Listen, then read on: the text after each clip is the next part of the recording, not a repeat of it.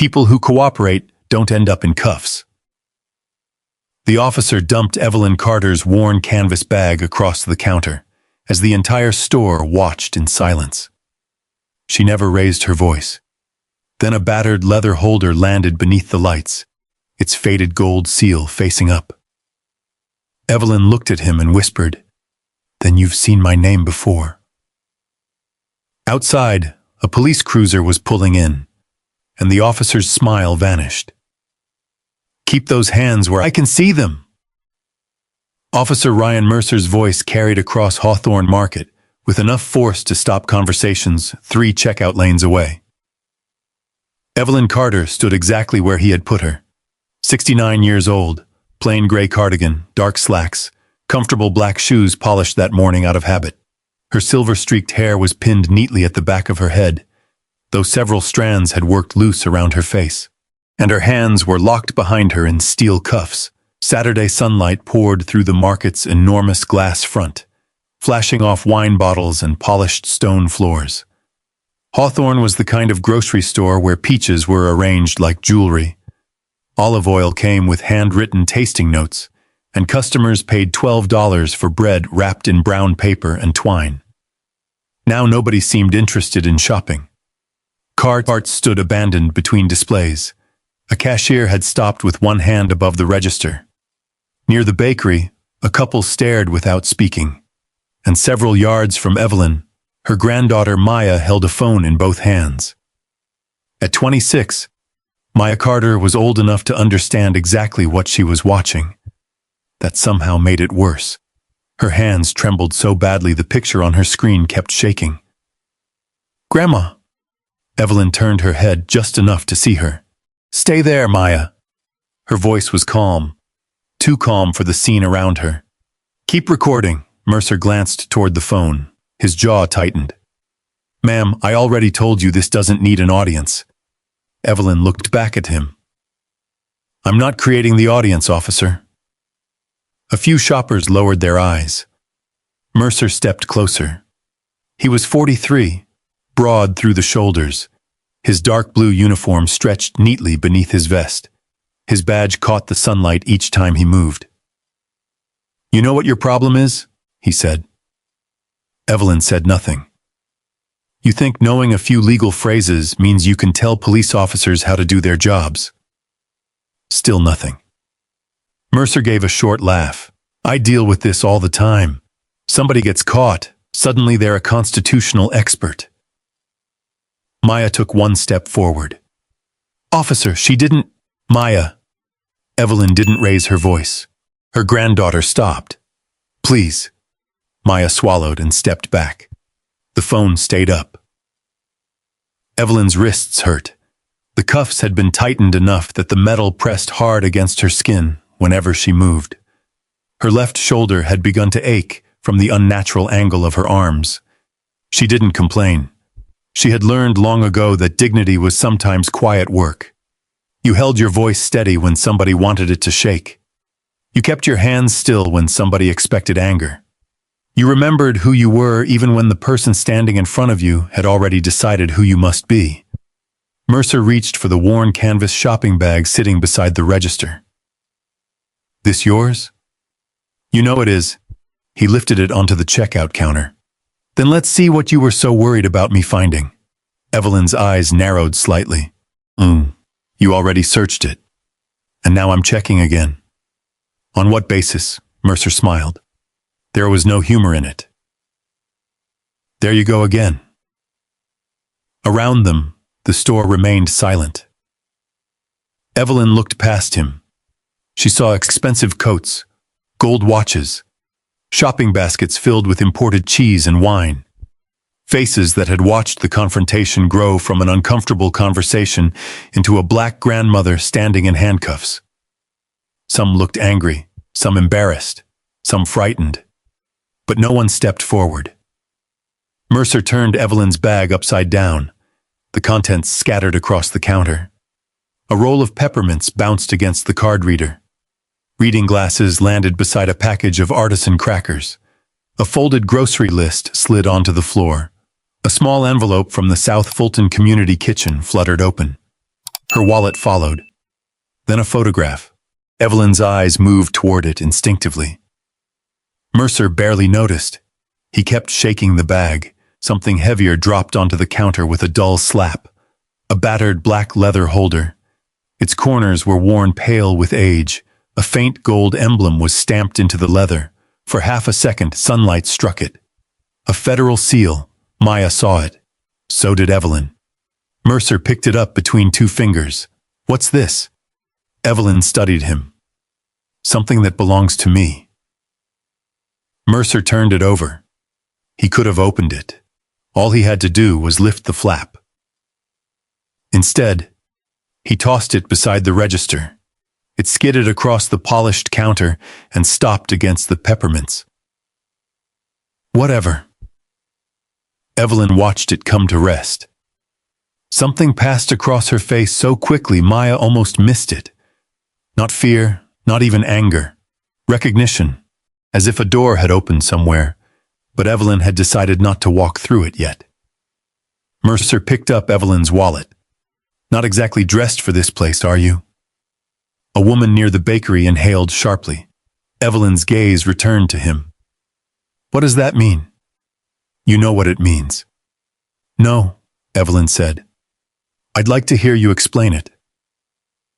Mercer stared at her. For the first time, his smile slipped.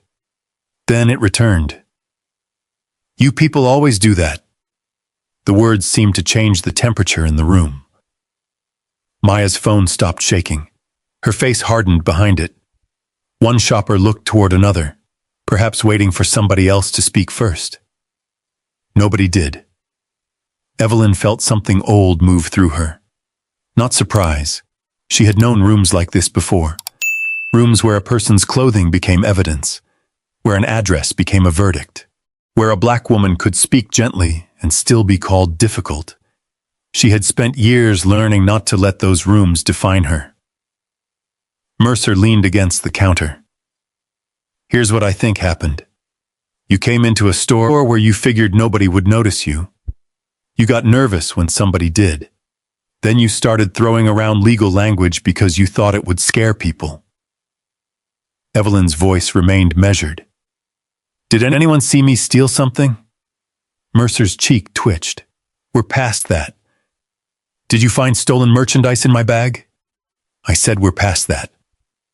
Then why am I in handcuffs? The question hung there. Simple, clean, impossible to answer without exposing everything that had happened. Mercer moved closer until less than 2 feet separated them. You're in handcuffs because you don't know when to stop. Maya whispered. Oh my God. Evelyn heard her. She wanted to turn around, wanted to tell Maya she was all right and mean it. Instead, she kept her eyes on Mercer. He tapped one finger against the counter beside the battered leather holder. Maybe this teaches you something. What would that be? That there are consequences when people like you think the rules don't apply to them. The silence deepened.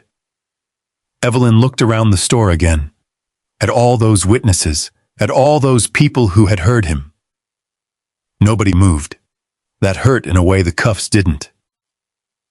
Mercer mistook her silence for defeat. He smiled wider. Maybe next time you'll think twice before walking into a place like this and acting like you own it.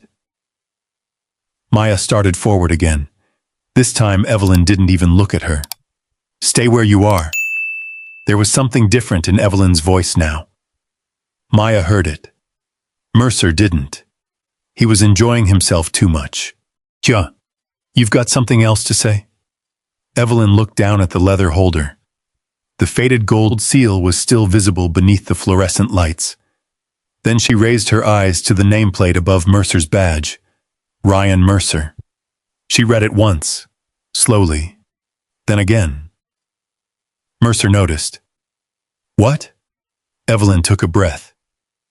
How long have you been with your department, Officer Mercer? He blinked. The question wasn't what he expected. What difference does that make? How long? He gave a dismissive laugh. Long enough. Evelyn nodded once. Then you've seen my name before. The laugh stopped. Mercer stared at her. What are you talking about? Evelyn didn't answer immediately. Her gaze drifted once more toward the leather holder he had tossed aside without opening. Maya saw it, and this time Mercer followed Evelyn's eyes. Something uncertain appeared behind his expression, only for a second. Then pride covered it. You trying to threaten me now? No, Evelyn's voice was almost gentle. That would be unnecessary. A cartwheel squeaked somewhere near produce. The refrigeration system hummed behind the dairy wall. Outside the glass storefront, traffic moved along the sunlit road, as though nothing unusual were happening. Inside, every face had turned toward Evelyn. Mercer stepped closer. Then say what you have to say. Evelyn looked directly into his eyes. When she spoke, her voice was low enough that Mercer instinctively leaned closer. Officer Mercer, before you say another word, ask your sergeant why my name is hanging in your training room. Mercer's expression went blank. For a moment, nothing happened. Then the color began leaving his face. Maya saw it first, the tightening around his mouth, the sudden stillness in his shoulders, his eyes moving from Evelyn to the battered leather holder on the counter. The same officer who had mocked her seconds earlier no longer looked amused. Evelyn said nothing else. She didn't need to. Around them, Hawthorne Market became so quiet that the low mechanical hum of the refrigeration units sounded almost deafening. And for the first time that morning, Ryan Mercer looked at the handcuffed black grandmother in front of him and wondered whether he had made a terrible mistake. 47 minutes earlier, he hadn't known her name. Neither had almost anyone else in that store. And that was exactly where the trouble had begun. 47 minutes earlier, Evelyn Carter had been standing behind a stainless steel serving counter with a ladle in her hand, and absolutely no reason to believe anyone would know her name before noon. The South Fulton Community Kitchen occupied a narrow brick storefront between a laundromat and an old tire shop. Outside, city buses sighed against rain-darkened pavement.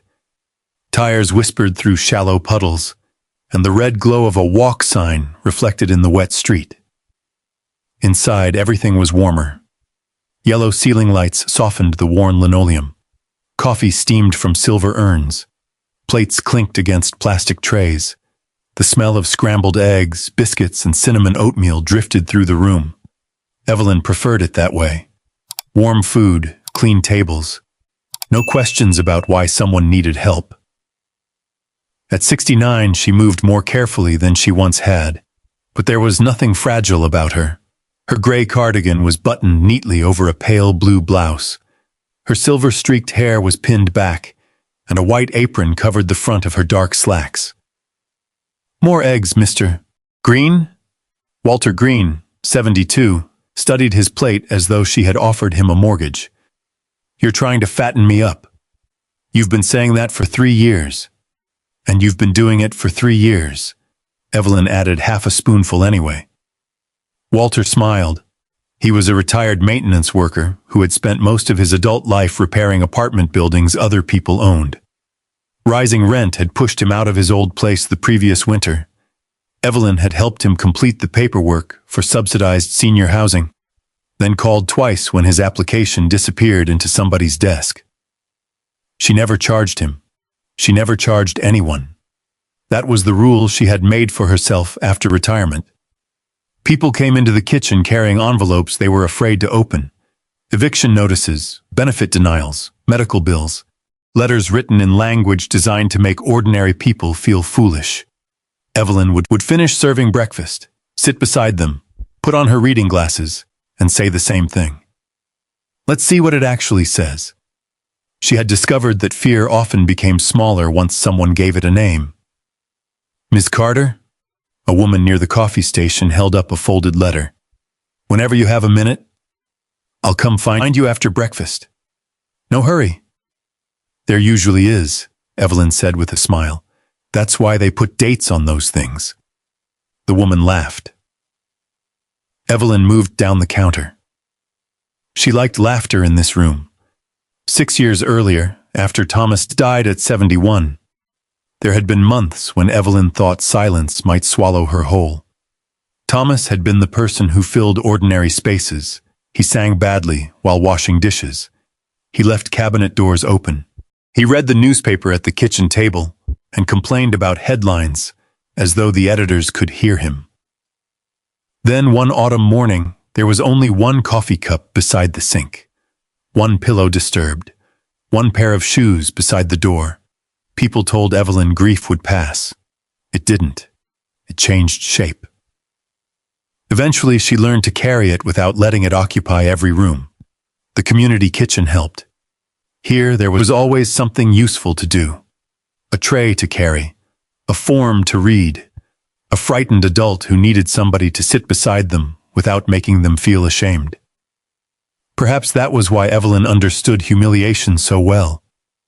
She had known it long before retirement.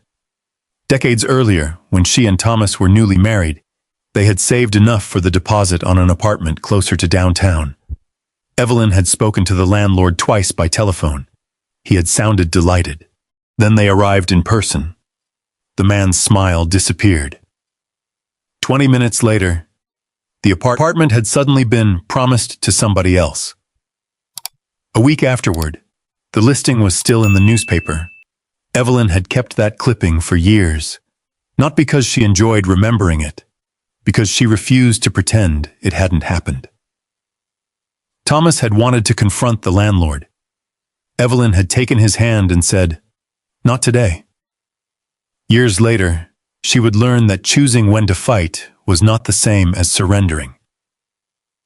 "Evelyn?" Walter's voice pulled her back. His tray tilted. The coffee cup slipped from his fingers and struck the floor. Evelyn moved before anyone else understood what was happening. "Walter?" His face had gone pale. He reached for the edge of the counter. Evelyn caught his forearm. "Chair. Somebody bring me that chair." 2 volunteers hurried over. Evelyn guided Walter down slowly. "Don't try to stand." "I'm fine." "You're pale as the biscuits, Walter." That earned the faintest smile. Good. If he could complain, he was still with her. She crouched beside him. "Any chest pain?" "No." "Trouble breathing?" "No, just dizzy." "Did you take your medication this morning?" Walter hesitated. Evelyn raised an eyebrow. That hesitation answered my question. "I was running late." "And breakfast?" Another hesitation. "Walter, I had coffee." "Coffee is not breakfast." "Depends who you ask." "Not today, it doesn't." She brought him water and stayed beside him while another volunteer called an urgent care clinic. When Walter tried to stand, Evelyn placed a hand gently on his shoulder. "No. I don't want everybody making a fuss." "Then stop giving everybody reasons." 20 minutes later, another adult volunteer had agreed to drive him to urgent care. Before leaving, Walter reached into his pocket and pulled out a folded $20 bill. "For the kitchen." Evelyn shook her head. "For you, then. For helping with those housing papers. And all the calls." "No." "Evelyn." She folded his fingers around the bill. "You'll need lunch after the clinic. You never let anybody pay you." "That's because I'm stubborn." "I noticed." She smiled. "So we're both observant." Walter squeezed her hand before leaving. Evelyn watched through the front window until the car pulled away. Only then did she exhale. "You know you're supposed to be retired." The voice came from behind her. Evelyn turned. Maya Carter stood inside the doorway, closing a dripping umbrella. At 26, Maya had her grandmother's dark eyes and Thomas's crooked smile. She wore jeans, a rust-colored jacket, and the expression of someone who had been watching long enough to know exactly what had happened. "You're late," Evelyn said. 3 minutes. "Late is late." Maya kissed her cheek. "And apparently, retirement is retirement unless your name is Evelyn Carter." Evelyn untied her apron. Walter got dizzy. Of course he did. What does that mean? It means every time I come here, you're feeding somebody, fixing somebody's paperwork, finding somebody housing, or telling somebody which office actually answers the phone. Useful information should be shared. You could charge for it. Evelyn gave her a look. Maya laughed. Fine. I knew that was going nowhere. They gathered Evelyn's things from the small volunteer office. On the desk sat her worn canvas shopping bag. Maya picked it up. This thing is older than I am. It's perfectly good. The handles are turning white. They still work. You say the same thing about the Buick. My Buick starts every morning. Eventually, Grandma, we're going to have to discuss your relationship with objects that should have retired before you did. Evelyn slipped on her coat. A car gets you where you're going. It doesn't tell anybody what you're worth. Maya paused. Then she smiled. You've been saving that one. No, you're just finally old enough to understand it. Maya laughed and carried the bag toward the door. Evelyn stopped. Wait. She returned to the desk. Inside the top drawer, beneath several folders, lay a battered black leather holder. Its edges were softened by years of use. Most of the gold lettering had faded, but the small federal seal pressed into the leather remained visible. Evelyn touched it with her thumb. For a moment, she didn't move. Maya glanced back. You coming? Yes. Evelyn opened the canvas bag and slipped the holder inside beneath her reading glasses and a packet of peppermints. Maya noticed but said nothing. Outside, the morning rain had stopped. Water dripped steadily from the laundromat awning, and a bus pulled away from the curb with a deep mechanical sigh. What are we buying? Maya asked. Food for tomorrow's dinner. How much food? Enough. That is not a number. It is when you're feeding people. They crossed the sidewalk toward Evelyn's aging Buick. Neither woman could see Hawthorne Market from there. Neither could know that less than an hour later, Evelyn's groceries would be scattered across a checkout counter. Steel would be locked around her wrists, and strangers would stare at that same battered leather holder without understanding what it meant. For now, it was simply another Saturday, and the faded gold seal remained hidden inside an old canvas bag.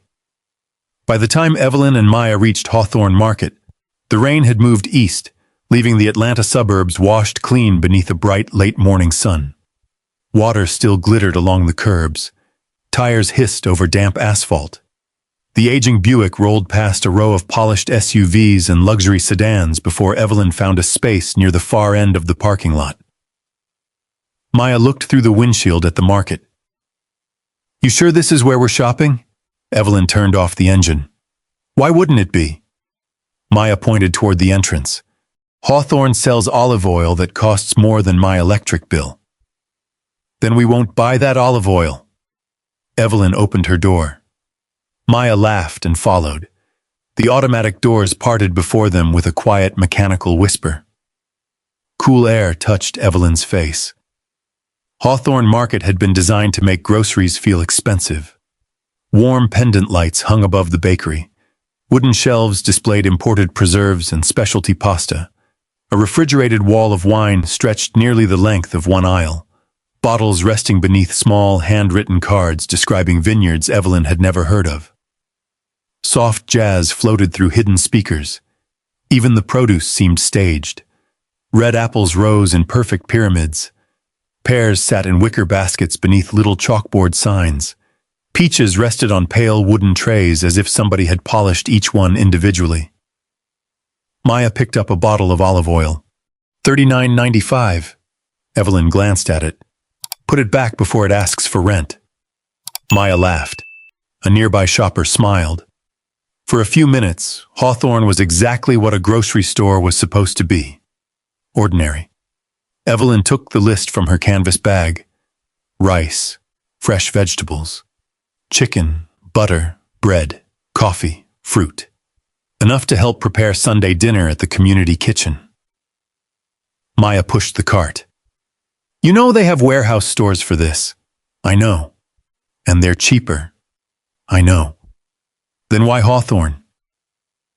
Evelyn stopped beside a display of canned tomatoes. Because Mr. Alvarez asked for that particular coffee they sell here. Denise likes their wheat bread, and Walter has been complaining about the peaches from the other market for 6 months. So we're paying Hawthorne prices because Walter is picky? Walter is 72. He's earned the right to complain about fruit. They turned toward produce. Near the pears, an older white woman reached awkwardly toward a bunch of grapes while balancing a shopping basket against her hip. Her cane slipped from the side of the display. It struck the floor. The woman lost her balance. Evelyn dropped her grocery list. She caught the woman's arm before she fell. Easy. Oh, I've got you. Maya quickly steadied the basket. The woman gripped Evelyn's forearm until her balance returned. For several seconds, she simply breathed. I'm so sorry. You don't owe me an apology. My cane. I'll get it. Evelyn retrieved it and placed the handle securely into the woman's hand. The woman's cheeks had turned pink with embarrassment. I thought I could reach those grapes. The grapes aren't worth a broken hip. That made her laugh. I'm Linda Walsh. Evelyn Carter. This is my granddaughter, Maya. Maya smiled. Nice to meet you. Linda looked down at Evelyn's hand, still supporting her elbow. Thank you, really. You're welcome. You scared me half to death. I think you scared yourself. That too. Linda straightened carefully. Let me buy you coffee. They have a cafe near the bakery. Evelyn shook her head. No need. At least let me do something. You can promise me you'll ask somebody next time instead of climbing halfway into the produce. Linda laughed again. Deal! Evelyn waited until Linda was steady before letting go. Then she picked up her grocery list and continued shopping. Neither she nor Maya noticed the woman standing near the customer service desk. Claire Bennett did. At 38, Claire was the assistant manager on duty, dressed in a fitted navy blazer with a silver Hawthorne Market nameplate pinned above her chest. She had seen Linda stumble. She had also seen Evelyn help her. For a moment, Claire smiled. Then her attention shifted. Evelyn placed her canvas bag inside the shopping cart. Nothing unusual, but Claire watched anyway. Perhaps it was the worn cardigan, perhaps the aging bag, perhaps it was the contrast between Evelyn and the store around her. Whatever the reason, Claire's eyes stayed on her longer than they should have. Evelyn and Maya moved toward the specialty food aisle. Evelyn examined a jar of imported peach preserves. $12. She read the label, frowned, and returned it to the shelf. Claire watched from the end of the aisle. Maya noticed first. Grandma. Woman in the blue blazer. Evelyn kept reading the label on another jar. What about her? She keeps looking over here. Maybe she admires my cardigan. Grandma. Evelyn returned the jar. I see her. You want to go somewhere else? No. The answer came without hesitation. Maya studied her. Evelyn pushed the cart forward. We came here to shop. There was no anger in her voice. That almost made Maya sadder, because she understood what it meant. This wasn't new enough to surprise her grandmother. They continued. Bread, butter, coffee. Evelyn compared 2 packages of rice while Maya checked items off the list. Every few minutes, Claire appeared somewhere nearby, straightening a display that didn't need straightening. Speaking to an employee, checking a price tag, always close enough to watch. Evelyn felt the old sensation settling between her shoulders, the awareness of being observed. Not seen, observed. There was a difference. Being seen recognized your humanity. Being watched waited for you to prove somebody's suspicion correct. She had known that difference in apartment offices, department stores, hotel lobbies, restaurants, court buildings, and neighborhoods where people asked whether she was lost before asking her name. She had hoped age might make it disappear. It hadn't. Maya lowered her voice. We can leave. Evelyn looked at her granddaughter. And teach ourselves what? Maya didn't answer. That we should leave a place because somebody decided we don't look comfortable enough in it. No. Then help me find the coffee. They turned into the next aisle. Claire remained behind them. At that moment, the automatic doors opened again. Officer Ryan Mercer entered Hawthorne Market. He was 43, broad-shouldered, with a patrol radio clipped near one shoulder and sunglasses tucked into the front of his uniform. He walked toward the cafe counter with the relaxed posture of somebody stopping for coffee during a routine shift. Claire saw him. Her expression changed. She glanced toward Evelyn, then toward Mercer. For a moment she hesitated. That hesitation would matter later. She could have done nothing. She could have asked Evelyn whether she needed assistance. She could have checked the cameras. She could have spoken to another employee. Instead, Claire crossed the polished floor. Officer? Mercer turned. Yes, ma'am? Could I speak with you for a second? He stepped away from the cafe line. Claire lowered her voice. I don't know if it's anything. Mercer glanced toward the aisles. What happened? There's a customer I've been watching. Shoplifting? I didn't say that. Did you see her take something? Claire hesitated. No, not exactly. Mercer's expression remained neutral. What did you see? She has a personal bag in her cart. She's been handling some of the higher-priced items, looking around. Claire heard how thin it sounded once she said it aloud. She may be perfectly fine, she added quickly. I just thought... Mercer looked past her. At the end of the specialty aisle stood Evelyn. Plain cardigan, old canvas bag, Maya beside her, a cart filled with groceries. Evelyn was holding a bag of coffee and reading the back label. Mercer studied her for several seconds.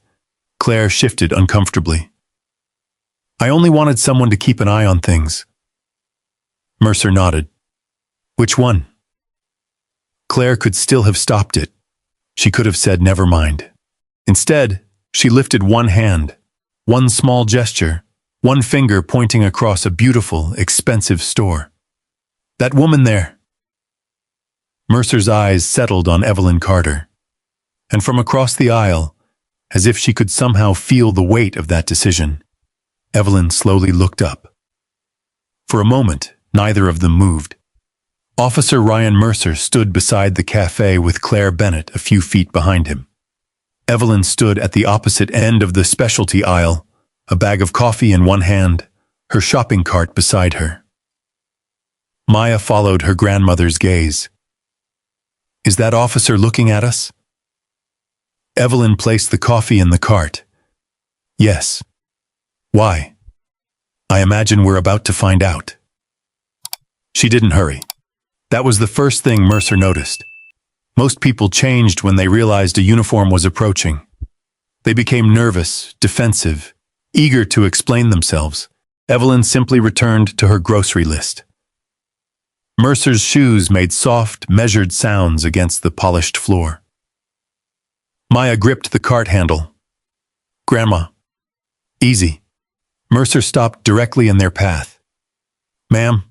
Evelyn folded the grocery list once. Officer. I need to speak with you. I'm listening. Mercer glanced at the canvas bag inside the cart. I've been informed there may be an issue involving merchandise. Evelyn waited. When nothing else came, she asked, What issue? I'm going to need to look inside that bag. Maya's head snapped toward him. Evelyn remained still. Has someone accused me of taking something? I need you to cooperate. That wasn't my question. Mercer's expression tightened. I said I need to inspect the bag. Evelyn glanced toward Claire. The assistant manager was standing near the end of the aisle now, pretending to examine a display while watching every second. Did an employee see me conceal merchandise? Mercer shifted his weight. Ma'am, this can be very simple. It is simple. I'm asking whether someone saw me steal something. A shopper pushing a cart slowed behind them. Mercer noticed. His voice became firmer. "Open the bag." Maya stepped forward. "Officer, she hasn't done anything." Evelyn raised one hand. "Stay there, Maya. Keep calm." "But Grandma, please." Maya stopped. Evelyn turned back to Mercer. She could feel the old pressure beginning in her chest. Not fear exactly. Memory. The landlord who had looked at her and Thomas decades earlier and suddenly discovered their promised apartment was unavailable. The sales clerk who had followed her through a department store while ignoring everyone else. The restaurant hostess who had asked whether Evelyn was sure she had a reservation. Different rooms, different years, the same question hiding beneath all of them. "What are you doing here?" Evelyn looked at the badge on Mercer's chest. She made herself read the name. Mercer, then the number beneath it. She stored both away. "You're asking for my consent to search my personal property?" Mercer gave a humorless laugh. "I'm asking you to stop making this harder than it needs to be." "Officer, I haven't raised my voice. I haven't attempted to leave. I asked you what I'm accused of. And I told you there's a concern. A concern isn't an accusation." Mercer looked toward the bag again. "Open it." Evelyn considered him. Then she slowly lifted the canvas bag from the cart and placed it on the wooden shelf beside them. She unfastened the top. "I want it understood that I'm cooperating because I don't want this encounter escalated. I'm not admitting that you have a lawful reason to search me." Mercer's eyes narrowed. "You a lawyer?" Evelyn met his gaze. "I'm a customer." Something about the answer irritated him. He pulled the bag toward himself. The first thing he removed was a packet of peppermints, then reading glasses, a folded envelope from the South Fulton Community Kitchen, a grocery receipt from earlier in the week, Evelyn's wallet, her keys, Thomas's photograph. Mercer glanced at the photograph and put it down. Then his fingers touched the battered black leather holder. He lifted it. The overhead lights caught the faded gold seal. For the first time, Evelyn's expression changed. Barely. Maya saw it. Mercer turned the holder over. "What is this?" "Something that belongs to me." "What kind of ID is it?" "I'd prefer you put it back." Mercer looked at her. "Why?" "Because it has nothing to do with whatever you believe you're investigating." For a moment, it seemed he might open it. His thumb rested against the edge. Evelyn watched him without blinking. Then a voice came from behind them. "Is everything okay?" Linda Walsh stood several yards away, her cane planted firmly beside her. Mercer turned. "Police matter, ma'am." Linda looked at Evelyn. "But she was just helping me." "Please continue shopping." Linda didn't move. "She kept me from falling." "Ma'am." His tone ended the conversation. Linda's mouth tightened. She looked at Evelyn apologetically before stepping aside. Mercer tossed the leather holder back into the bag unopened. The gold seal disappeared beneath Evelyn's reading glasses. Maya exhaled slowly. Mercer continued searching. He checked every pocket. He opened Evelyn's wallet. He looked beneath the lining. Nothing. No unpaid merchandise. No hidden package. Nothing belonging to Hawthorne Market except items still sitting openly in the shopping cart. Finally, Mercer straightened. Evelyn waited. Maya waited. Claire watched from the aisle. "Are you finished?" Evelyn asked. Mercer didn't answer. "Did you find anything?" His jaw moved. "No." The word should have ended it. It should have been followed by an apology. Or at minimum, a step backward. Instead, Mercer pushed the bag toward Evelyn. "You need to be more careful about how your behavior looks." Maya stared at him. "My behavior?" Evelyn asked. "You're walking around an expensive store with a personal bag, handling merchandise. Employees notice things like that." Evelyn looked toward Claire. The assistant manager immediately lowered her eyes. Evelyn understood.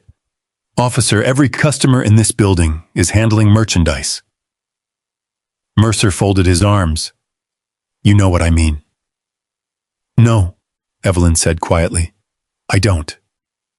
The shopper who had slowed earlier stopped completely now. Another person appeared at the end of the aisle. Maya's face burned with anger. Grandma, let's just go. Evelyn looked at the cart. Coffee for Mr. Alvarez. Wheat bread for Denise. Peaches Walter would undoubtedly complain about no matter how carefully she chose them. Then she looked at Mercer. We haven't finished shopping. Mercer blinked. You want to keep shopping? Yes. After all this?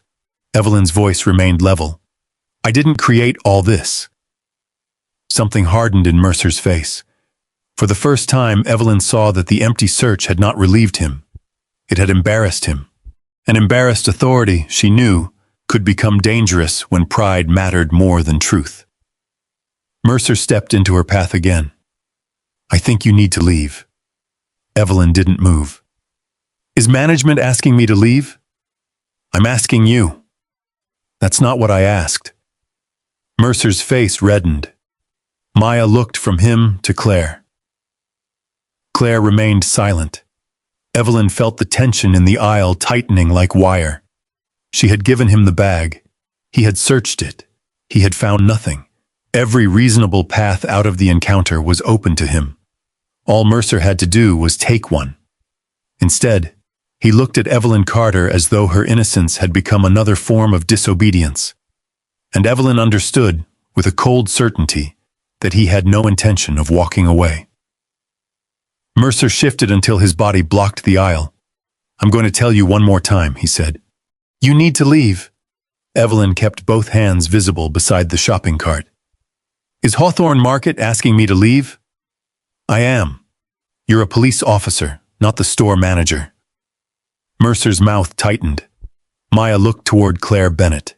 The assistant manager was standing perhaps 20 feet away now, close enough to hear every word. Ma'am? Maya called. Are you asking us to leave? Claire froze. Several customers turned toward her. For the first time since approaching Mercer, Claire was no longer watching the situation from a safe distance. The question had pulled her directly into it. She looked at Evelyn, then at the cart filled with unpaid groceries, then at Mercer. Mercer cut in. I'm handling this. Evelyn never took her eyes off Claire. Ms. Bennett, did you see me steal anything? Claire's face changed. No, I didn't actually. That's enough, Mercer said. The words came sharply. Claire stopped. Maya stared at him. Evelyn's voice remained calm. Officer Mercer, you searched my bag. You found nothing. The employee who raised the concern has not identified anything I took. What exactly are you investigating now? Mercer stepped closer. Your behavior. My behavior? You've been argumentative from the moment I approached you. I asked questions.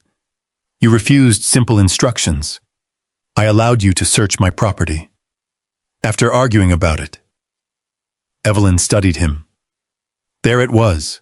The story was changing. The missing merchandise no longer mattered because there had never been any. Now the problem was Evelyn herself. Her questions, her calmness, her unwillingness to pretend the search had been justified. Maya reached into her jacket pocket. Evelyn saw the movement. So did Mercer. What are you doing? Maya pulled out her phone. Recording. Mercer's eyes hardened. Put that away.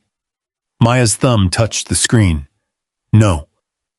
Maya, Evelyn said quietly. Maya looked at her. Keep your distance. Grandma, keep your distance. Keep the camera steady. The red recording indicator appeared on Maya's screen. Mercer saw it.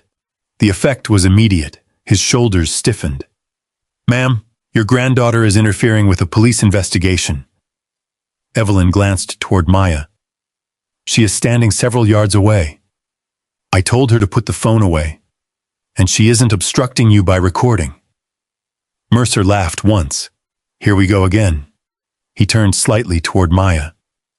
You want to make this worse for her? Maya's face went pale, but the phone stayed up.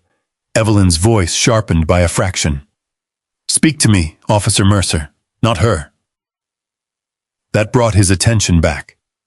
Around them, Hawthorne Market had changed. The jazz still played.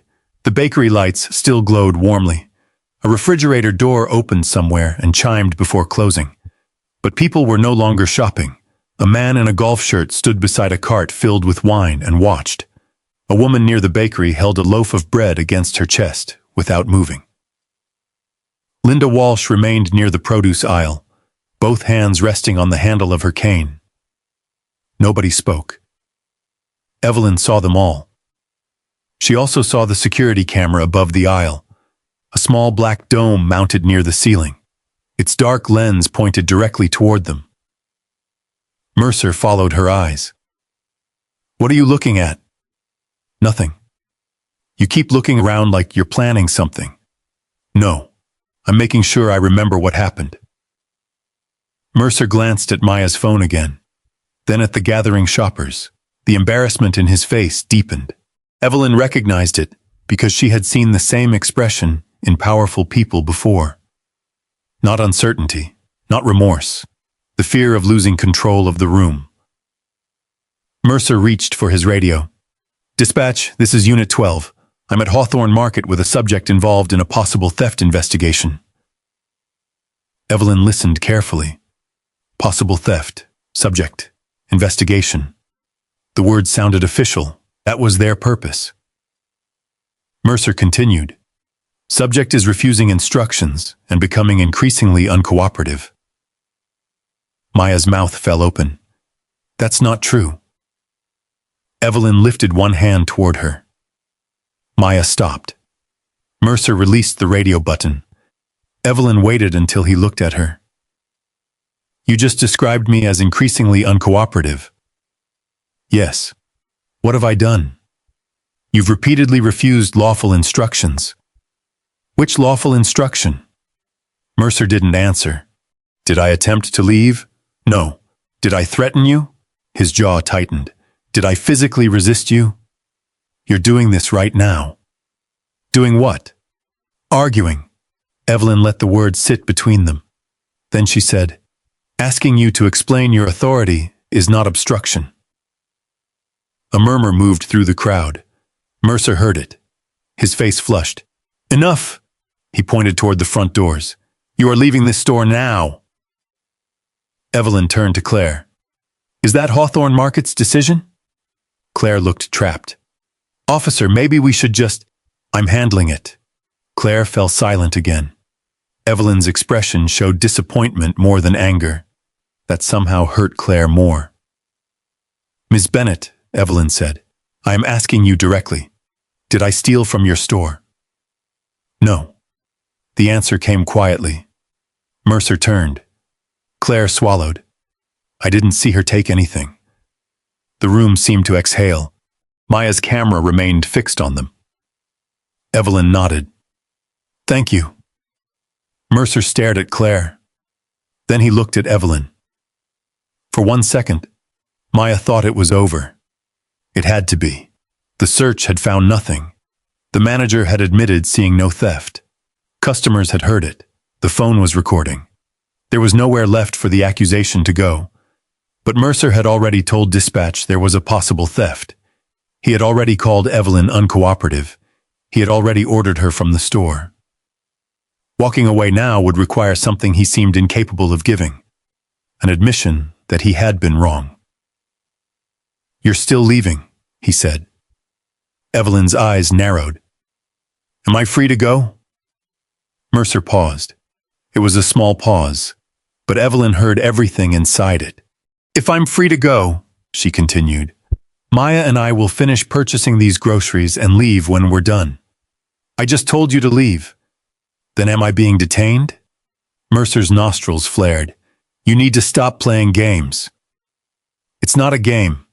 Either I'm free to continue shopping, or you're detaining me. Which is it? The crowd waited. Maya held her breath. Claire stared at the floor, saw Mercer took one step closer. You're being detained. For what? Obstruction. Obstruction of what? My investigation. What crime are you investigating? Mercer opened his mouth. Nothing came out. Evelyn waited. The question was so simple that the silence after it became an answer. No stolen property, no eyewitness, no attempt to flee, no threat, no crime.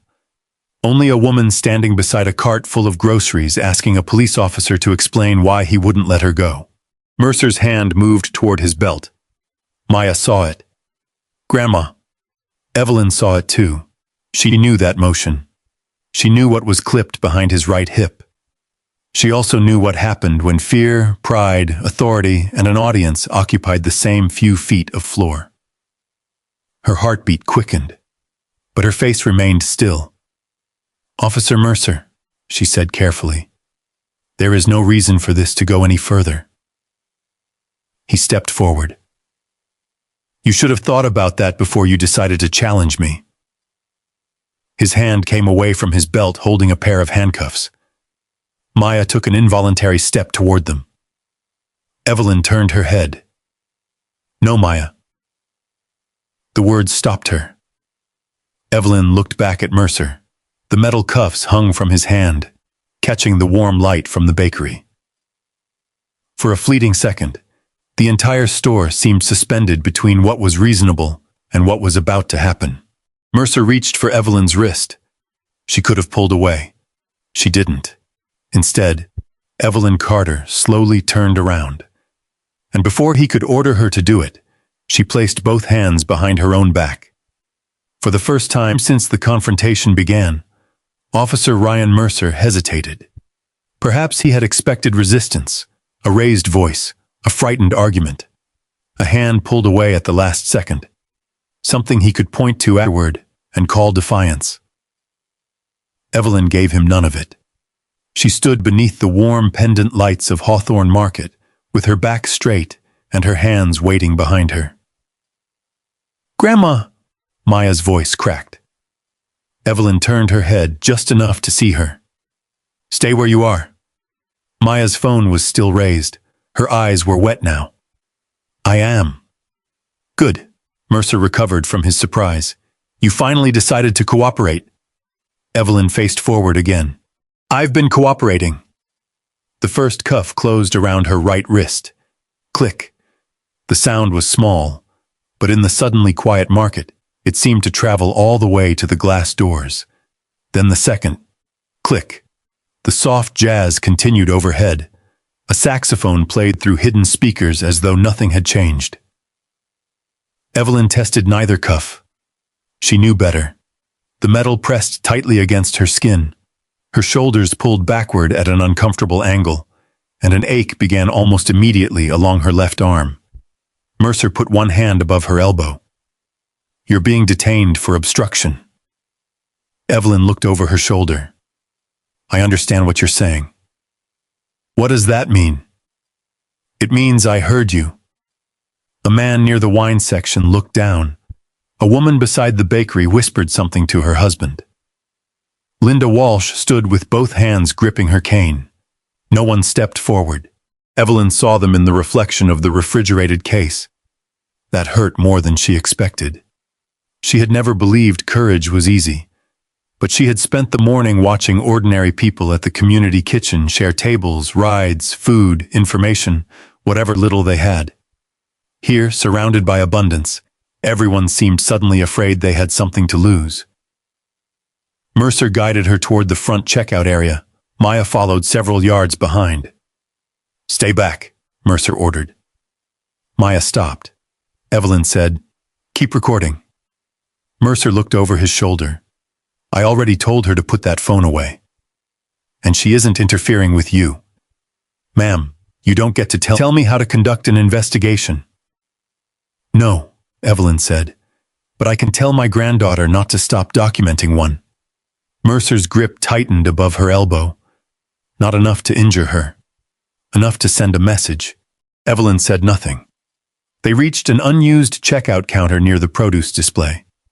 Sunlight poured through the front windows and fell across the polished surface. Claire Bennett followed slowly. Her face had lost its professional composure. "Officer Mercer," she said, "I think this has gone far enough." Mercer didn't look at her. "You called me over." "I said I was concerned. I didn't ask you to arrest her. She isn't under arrest." Evelyn turned her head. "Then perhaps you should stop treating me as though I am." Mercer ignored her. He reached for the canvas bag. Maya's camera followed his hands. "You searched that already," Evelyn said. "I'm checking it again." "For what?" "For evidence." "Evidence of a theft your own witness says she never saw?" Mercer pulled the bag onto the counter. "You just don't know when to stop, do you?" Evelyn looked at him. "No, officer. I know exactly when to stop." He turned the bag upside down. Everything spilled out. Peppermints scattered across the counter and rolled against the register. Her reading glasses landed sideways. Her keys struck the wood with a sharp clatter. The South Fulton Community Kitchen envelope slid beneath the card terminal. Her wallet fell open. The battered leather holder landed near the edge, its faded gold seal facing upward. Mercer didn't notice it. Not yet. Then Thomas's photograph slipped free. It landed face up. For Evelyn, the room disappeared. There was Thomas in the picture, standing on their back porch in a blue shirt, smiling into the camera with the expression he always wore when he knew she was the one taking the photograph. 6 years, she still remembered that afternoon. Thomas had complained about the heat. She had told him to stop complaining and smile. He had laughed just as she pressed the button. Now his face lay on a grocery store counter beside scattered peppermints, while strangers watched his wife stand in handcuffs. Mercer swept several items aside. The photograph slid off the counter. It fluttered once and landed on the polished floor. Evelyn inhaled. It was the first visible break in her composure. "Please pick that up."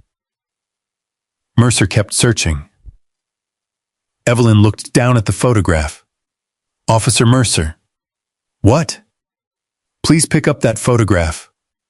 "I'm busy." Maya lowered the phone slightly. "I'll get it." She stepped forward. Mercer turned sharply. "Stay back." Maya froze. "It's a photograph." "I said stay back." Evelyn's voice changed. "Do not speak to her that way." Mercer looked at Evelyn. Something in her eyes made him pause. Not fear, not pleading, steel. Maya had seen that expression only a handful of times in her life. Once, when a hospital billing office had tried to charge Thomas for something his insurance had already covered. Once, when a landlord threatened an elderly neighbor with an illegal lockout. Evelyn never shouted when that look appeared. She became quieter, and somehow that was worse. Mercer bent at last, picked up the photograph, and dropped it onto the counter. "Happy?" Evelyn looked at Thomas's face. "No." One word. Nothing more. Maya raised the phone again. Claire covered her mouth with one hand. Linda Walsh took a step forward. "Officer, please." Mercer turned. "Ma'am, I've already asked you to stay out of this." Linda stopped. Evelyn looked at her. Linda's cheeks reddened. "I saw her the whole time," Linda said. "She helped me when I nearly fell. She wasn't stealing." Mercer pointed toward the produce section. "Please move away from this area." Linda looked around. There were more than a dozen people watching now. Some held phones, others simply stared. She looked back at Evelyn. "I'm sorry." Evelyn understood what Linda meant. Not just sorry about the handcuffs. Sorry that kindness had been easy when nothing was at risk. Sorry that courage was harder. Mercer returned to the bag. He opened Evelyn's wallet. Nothing. Checked beneath the lining. Nothing. He lifted the community kitchen envelope. Nothing. Finally, his fingers brushed the battered black leather holder. He glanced at the faded gold seal, but left it lying there. Again. Evelyn noticed. She said nothing. Mercer straightened. You see what happens when you make things difficult? Maya stared at him. You didn't find anything. Mercer ignored her. He looked at Evelyn instead. People who cooperate don't end up in cuffs. Evelyn's wrists burned beneath the metal. Her shoulder ached. Thomas's photograph lay beside her open wallet. The people around her remained silent. She thought about Walter trying to hand her $20 that morning, about Linda's cane hitting the floor, about decades of rooms where she had been underestimated before she had spoken a word. She had never expected dignity to protect her from cruelty. Dignity was not armor. It did not stop the handcuffs. It did not make a crowd brave. Sometimes dignity was simply the decision not to let another person's behavior determine your own. Mercer leaned against the counter. You know, for somebody in your position, you sure have a lot to say about the law. Evelyn slowly lifted her eyes. My position? He smiled. And there it was again. That same contempt. That same assumption. Maya heard it too. So did Claire. So did every person standing close enough to listen. Mercer glanced at Evelyn's plain cardigan, the worn canvas bag, the aging wallet, and the groceries waiting in the cart. Then he looked back into her face. His next words came easily, too easily, and Evelyn understood that the search, the cuffs, and the humiliation had still not satisfied him. He wanted her to feel smaller. He had no idea he was about to cross the one line she had been silently waiting for him not to cross. Officer Ryan Mercer rested one hand on the checkout counter and looked at Evelyn Carter as though the handcuffs had settled the argument. They hadn't. They had only made the injustice visible. Let me give you some advice, he said. Evelyn stood with her wrists locked behind her. I didn't ask for any. A few shoppers shifted uncomfortably. Mercer's smile tightened.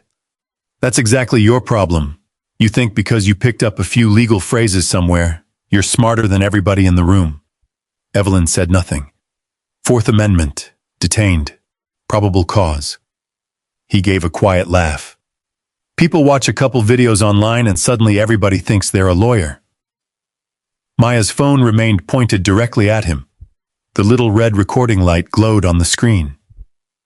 Evelyn looked at Mercer steadily. You searched my property twice. And? You found nothing. We've been over this. Then take off the handcuffs. Mercer leaned closer. You don't give the orders here. No, Evelyn said. The law does. The words were quiet. That made them travel farther. Linda Walsh heard them from near the produce display. Claire Bennett heard them beside the customer service desk. So did the man with the wine, the woman holding bread, two cashiers who had stopped pretending to work, and everyone else gathered in that strange semicircle of silence. Mercer looked around. The audience irritated him, but Maya's camera irritated him more. He pointed toward her. Still recording? Yes, Maya said. Trying to make your grandmother famous? Maya's jaw tightened. No, I'm making sure nobody gets to change what happened. For the first time, Evelyn almost smiled. Not because anything was funny, because Maya understood. Mercer did too. His face hardened. You might want to teach her some respect. Evelyn's expression became still again. My granddaughter has shown you respect. She has a phone in my face. She's several yards away. She refused an order you had no reason to give. Mercer shook his head. Oh, unbelievable. He turned toward the gathering customers, as if inviting them to share his disbelief. Nobody did. Then his eyes returned to Evelyn. You know what I think? Evelyn waited. I think you're used to getting your way.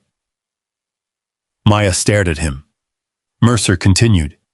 You walk into a place like this, start handling expensive products, carrying that old bag around, and then when somebody asks a question, suddenly you're offended.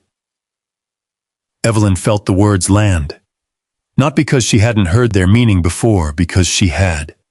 Many times. Sometimes politely. Sometimes with smiles. Sometimes hidden behind words like policy, standards, fit, neighborhood, appropriate. Mercer was simply saying the quiet part loudly. Evelyn looked around Hawthorne Market. $40 olive oil, imported fruit. Rows of wine glowing beneath refrigerated lights. Customers wearing watches that probably cost more than her Buick.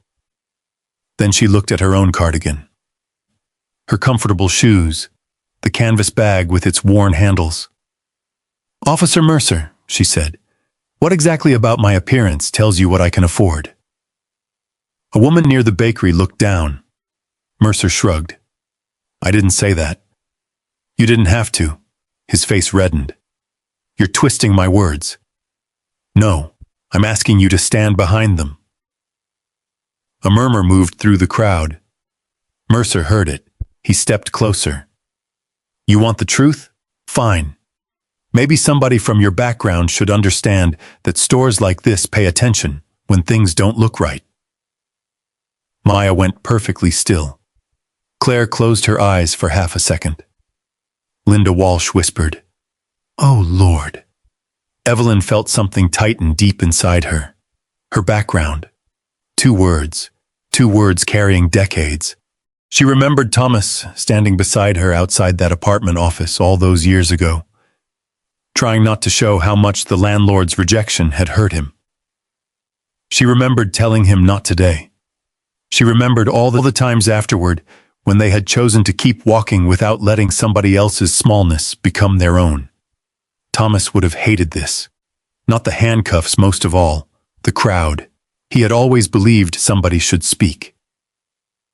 Evelyn looked toward the shoppers. Several people had phones out now. Others simply watched. No one challenged Mercer. No one asked why a woman whose bag had been searched twice was still wearing handcuffs. Linda had tried. Claire had almost tried. But almost was a strange kind of silence. Mercer mistook Evelyn's pause for weakness. "Nothing else to say?" Evelyn looked at him. "I've said enough." Finally. Then Mercer turned toward Maya. "And you?" Maya raised her chin. "Me? You'd be smart to put the phone away and learn something from this." Evelyn's eyes sharpened. Mercer continued. "Your grandmother seems to think knowing a few big words means rules don't apply to her. You don't want to pick up that habit." "Officer Mercer," Evelyn said. He ignored her. Maya's hand trembled, but she kept filming. Mercer nodded toward Evelyn. "Take some advice. Don't follow somebody who doesn't know her place." Something changed. Not in the store, in Evelyn. Maya saw it immediately. Her grandmother's shoulders didn't move. Her voice didn't rise. She didn't pull against the cuffs. But the pain that had been visible in her eyes disappeared behind something colder. Clarity. For years, Evelyn had understood the difference between insult and revelation. An insult told you what somebody wanted you to feel. A revelation told you who they were. Mercer had just revealed himself. And worse, he had turned his contempt toward Maya. That was enough. Evelyn looked at her granddaughter. "Maya." "Yes? Keep recording." Mercer gave a short laugh. "You two really think that phone is going to scare me?" Evelyn ignored him. She looked toward Claire, then Linda, then the customers gathered beneath the warm lights. She wanted to remember their faces, not to punish them, to remember the silence, because silence had weight. It could protect dignity when chosen by the person being attacked, but when chosen by witnesses, it could protect something else entirely. Mercer leaned closer. "Maybe when this is over, you'll both understand how things work." Evelyn turned her eyes back to his badge. Ryan Mercer, the number beneath it. She had memorized both. Then she looked at his face. Her voice, when it came, was almost conversational. "How long have you been with your department, Officer Mercer?" The question caught him off guard. "What? How long?" He glanced toward the crowd. What difference does that make? Humor me, Mercer laughed. It was the laugh of a man who believed he had already won. Long enough, Evelyn nodded slowly. Long enough for what? Maya asked. Mercer looked at her.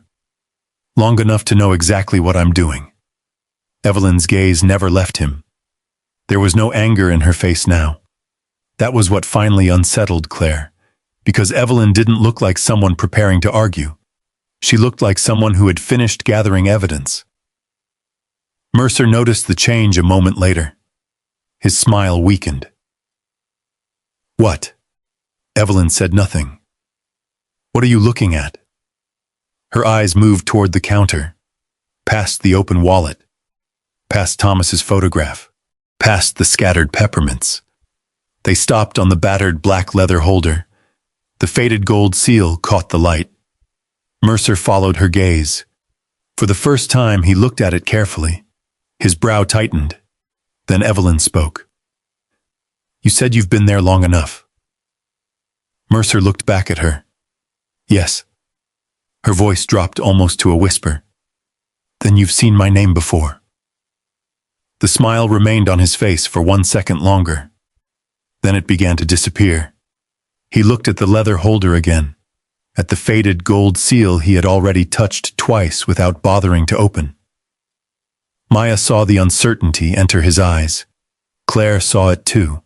And across Hawthorne Market, a crowd that had spent the last several minutes saying almost nothing suddenly leaned into the silence. Because for the first time since Ryan Mercer put Evelyn Carter in handcuffs, the officer looked unsure of the woman standing in front of him, and Evelyn had not even told him her name yet. Mercer stared at the battered leather holder. The faded gold seal no longer looked decorative. It looked official. What is that? He asked. Evelyn's wrists still burned inside the cuffs. You asked me that before. And you didn't answer. I told you it belonged to me. Mercer reached for it. This time he didn't toss it aside. He picked it up slowly. Maya moved her phone a fraction higher. Claire Bennett watched from beside the register. Linda Walsh stood near the produce display, her cane planted firmly against the floor. Nobody spoke. Mercer turned the holder in his hand. The leather had softened with age. The corners were worn. The seal itself had faded enough that someone uninterested in looking closely might have missed it. Mercer had missed it twice. Now he ran his thumb across the emblem. You carrying some kind of federal identification? Evelyn looked directly at him. Open it. Something about the answer bothered him. A minute earlier, he had been telling her where she belonged. Now she was giving him permission to discover something. He glanced at the crowd. Then he opened the holder. His eyes moved across the identification card inside. Once. Then again. Maya couldn't see the card from where she stood, but she saw Mercer's face. The smugness vanished. His jaw loosened. His eyes stopped moving. Claire leaned forward slightly. What is it? She asked. Mercer didn't answer. Evelyn did. Read the name, officer. Mercer's lips parted. He looked at Evelyn, then back at the card.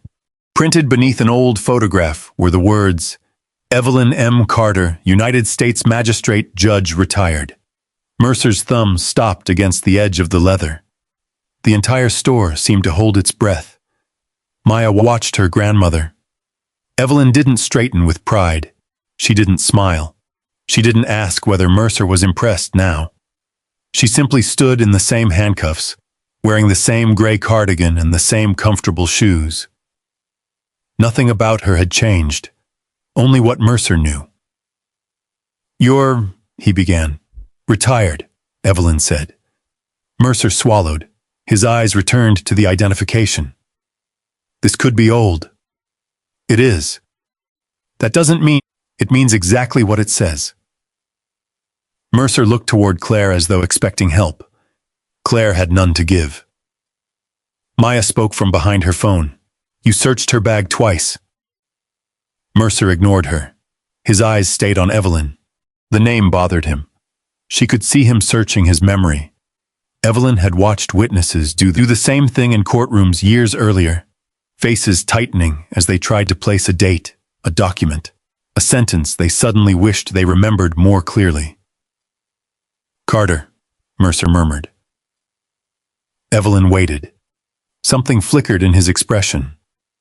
Not recognition yet. Almost. "You said I should know your name." "Yes." "From what?" Evelyn looked toward the leather holder. "You've been with your department long enough."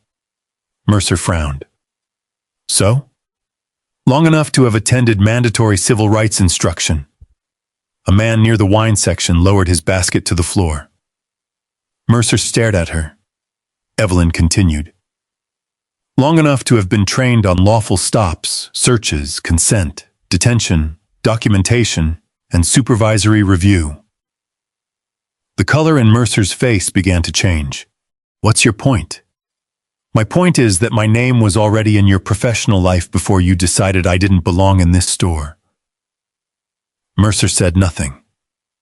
Evelyn lowered her voice. The room leaned toward her. "Now ask your sergeant why the Carter consent order is still discussed in your department's civil rights training." The words landed differently from everything else she had said.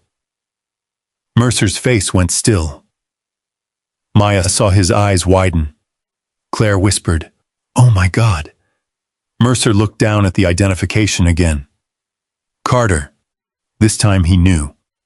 Years earlier, before Ryan Mercer had ever walked into Hawthorne Market, a federal law enforcement matter involving unconstitutional stops and searches had resulted in court-supervised reforms across a regional task force.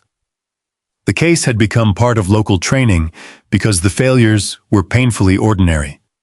Stops without adequate justification. Searches stretched beyond their lawful purpose. Reports written afterward to make questionable decisions sound cleaner than they had been.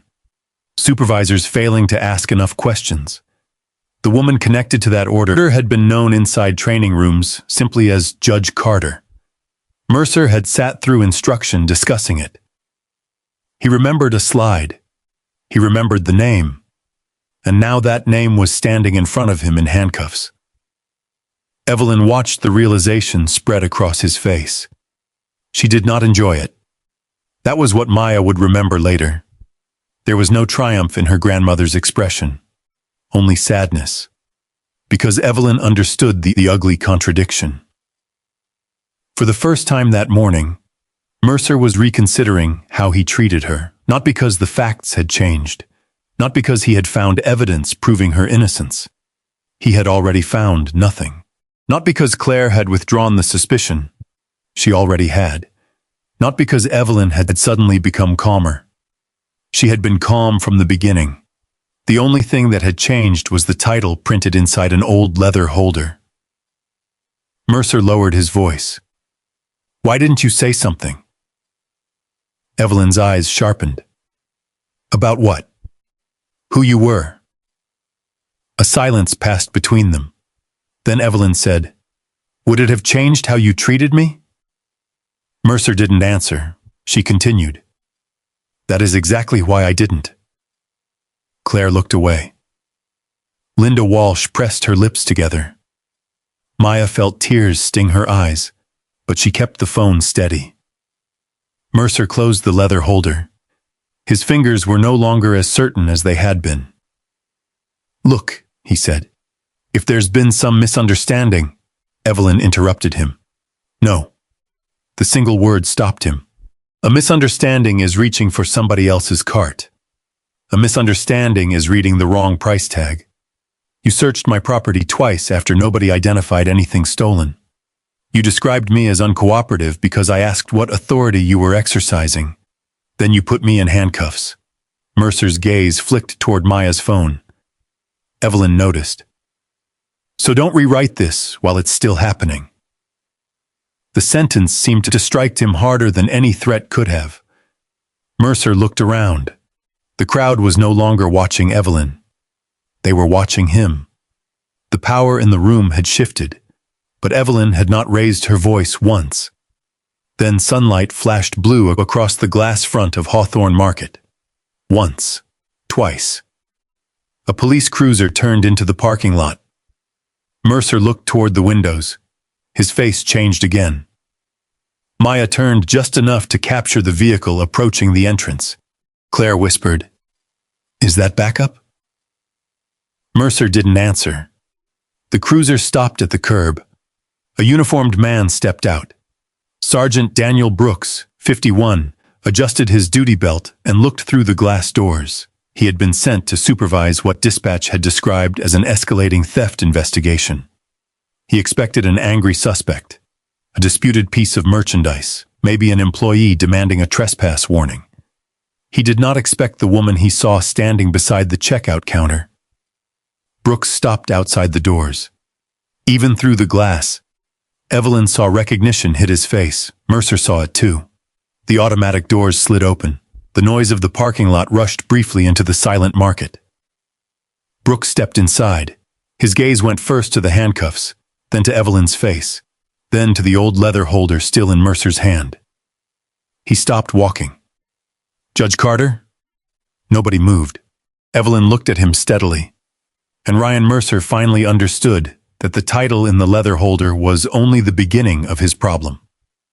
Sergeant Daniel Brooks remained just inside Hawthorne Market's automatic doors. For several seconds, he seemed to forget why dispatch had sent him there. His eyes moved from Evelyn's face to the handcuffs around her wrists, then to Ryan Mercer standing beside her with the battered leather holder still in his hand. "Judge Carter?" Evelyn's answer came immediately. "Retired." Brooks blinked. She continued, "And right now, Sergeant, I'm simply a customer." The correction changed his expression. Whatever recognition had brought him through those doors, Evelyn had just removed the easiest escape. This was not about whether a former federal magistrate judge deserved special treatment. It was about whether the woman standing in front of him had deserved lawful treatment before anyone knew her name. Brooks approached slowly. "Are you hurt?" "My wrists are uncomfortable. My left shoulder is beginning to ache." Maya moved half a step closer. Evelyn looked toward her. "I'm all right." Maya nodded, though her face said she didn't believe it. The phone remained raised. Brooks turned to Mercer. "What happened?" Mercer seemed relieved to finally have a question he could answer. "Possible shoplifting investigation." Subject became argumentative and repeatedly refused lawful instructions. "I detained her for obstruction while I completed—" "Stop." Brooks's voice wasn't loud. It didn't need to be. Mercer stopped.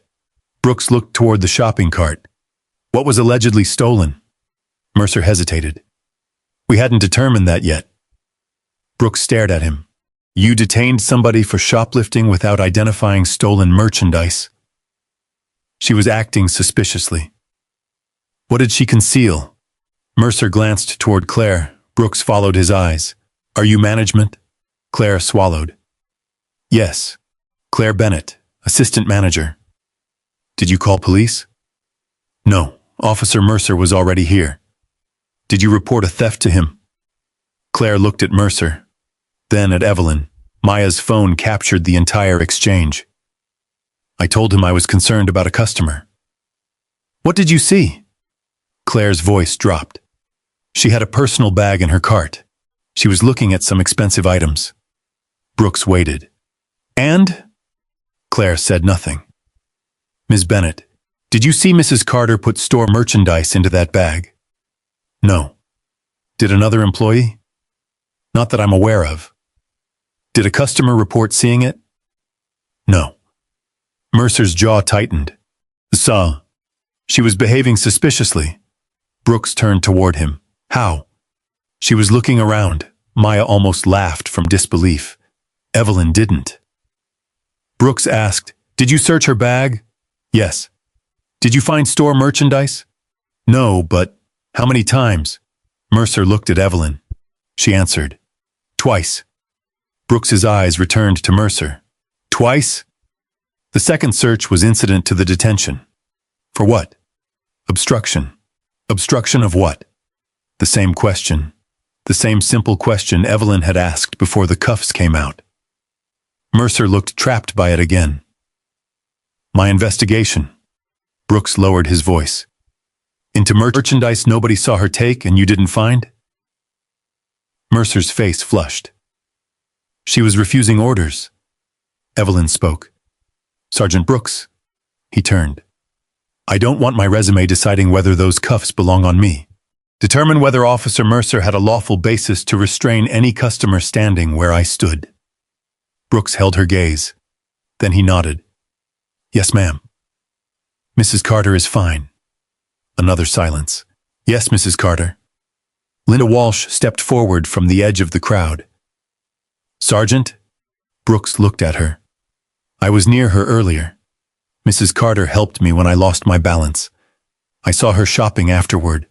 I never saw her put anything into that bag. Brooks nodded. Thank you. I'll need your information. You can have it. A man near the wine section raised his hand awkwardly. I saw part of it too. Then a woman near the bakery spoke. So did I. The silence was breaking now, one voice at a time. Evelyn watched them. A strange sadness settled over her. Where had those voices been 5 minutes earlier? Mercer heard them too. Sergeant, with respect, they're reacting because they know who she is now. Evelyn turned towards him. The irony was almost unbearable. Brooks's expression hardened. No, Mercer. I'm asking what you knew before you put the cuffs on. Mercer had no answer. Brooks looked toward Maya. Are you recording? Yes. From when? Before he detained her. Mercer shifted. Brooks noticed. Then he looked toward the ceiling. Security cameras. 2 were visible from where he stood. Ms. Bennett, does your system record this area? Claire nodded. Video and audio in the checkout zone. Preserve everything, starting before the initial contact. Nobody deletes, copies over, edits, or exports anything except through your evidence procedure. Understood? Yes. The consequences had begun before anyone said the word investigation. Brooks stepped toward Evelyn. Mrs.